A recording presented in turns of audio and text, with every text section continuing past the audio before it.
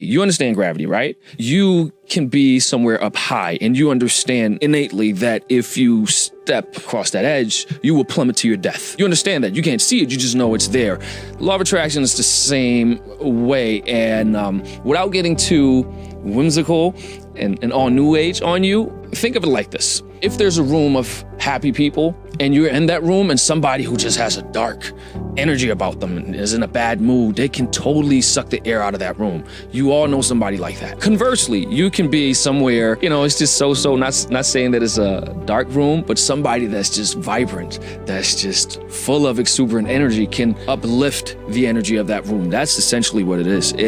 Some people call it aura. It's vibrational frequency. I'm trying to say this as as dumbed down as I can, but there's a basic principle that however your thoughts are, if you think positive thoughts, if you think optimistic thoughts, if you operate from a state of gratitude, being grateful, holding yourself accountable, not blaming people, not complaining, you can create a momentum, an avalanche of sorts of thoughts, feelings, emotions.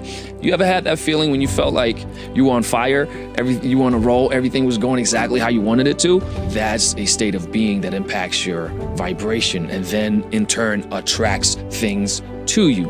That's essentially the law of attraction. Just think about this. When you're in a bad mood, or when they say you step out of bed, the wrong foot, however the saying goes, and then everything goes bad from there, creates an avalanche of bad things. So that's why it's so important to do. One of the ways that I do it, there's a million ways. At this point, it's not even second nature. It is nature. Okay, so one of the things that I would do, some tactics, because you probably wonder, what the hell is this guy talking about? I'll give you some tactics. Before, when I came to New York, I don't even like talking about this. I came to New York, I didn't have, my student visa had expired. I had $79. I couldn't open a bank account. I couldn't work. I couldn't do anything.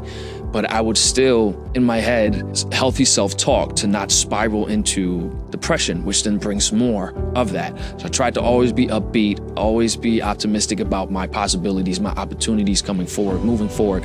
And one of the things that I would do is I have this technique. It's like a law of attraction hack, if you will. I simply write down 10 to 15 things.